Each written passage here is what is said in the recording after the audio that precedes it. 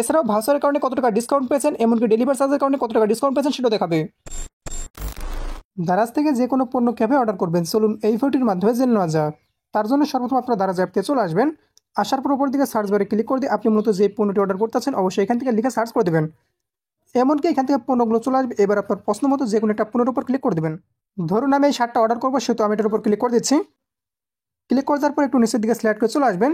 এমনকি অলরেডি যারা প্রোডাক্টটি কিনেছে তারা সঠিকভাবে পেয়েছে কিনা অবশ্যই এখান থেকে রিভিউর মধ্যে দেখবেন। যদি প্রোডাক্টটি সবাই ঠিকভাবে পেয়ে থাকে তবে সেক্ষেত্রে আপনার অর্ডারটি করতে পারেন। এইখান থেকে এই প্রোডাক্টের রিভিউগুলো ভালো রয়েছে, তো আমি চাচ্ছি যেটা অর্ডার করবো। তো এখানে আপনারা লক্ষ্য করবেন প্রোডাক্টের নিচে ভাউচার নামে একটা অপশন। অর্ডারের ক্ষেত্রে প্রোডাক্টের নিচে যে ভাউচার অপশন দেওয়া রয়েছে সেখানে ক্লিক করে অবশ্যই ভাউচার কালেক্ট করে নেবেন। এক্ষেত্রে প্রোডাক্টের যে দাম দেওয়া রয়েছে তার চেয়ে কম মূল্যে কিনতে পারবেন।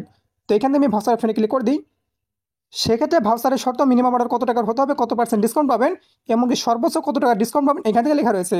তো এখান থেকে আপনার কালেক্ট অপশনে ক্লিক করে দিয়ে অবশ্যই কালেক্ট করে নেবেন।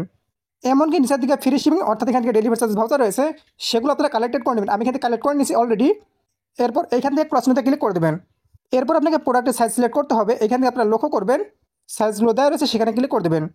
এমনকি এইখান থেকে আপনার যে সাইজটা প্রয়োজন অবশ্যই এখান থেকে সিলেক্ট করে দেবেন। তো যেহেতু আমার এল লাগে সেহেতু আমি এখান থেকে এল সিলেক্ট করে দিলাম। সাবস্ক্রাইব করুন আমাদের চ্যানেলটি, পাশের বেল আইকনটির উপর ক্লিক করে অল সিলেক্ট করে দিন পরবর্তী ভিডিওর নোটিফিকেশন সবার আগে পাওয়ার জন্য। এবার আপনি পণ্যটি কয়টা অর্ডার করতে আছেন এখান থেকে প্লাস অপশনে ক্লিক করে দুটো হয়ে গেল।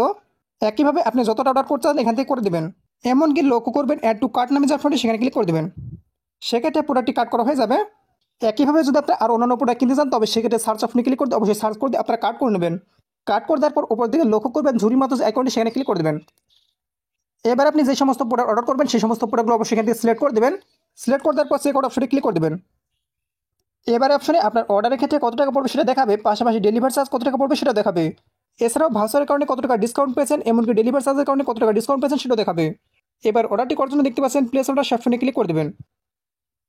এবার এখান থেকে আপনার অর্ডারের টাকাটি আগে পরিশোধ করতে পারেন। এখান থেকে কার্ড রয়েছে, বিকাশ রয়েছে, নগদ রয়েছে।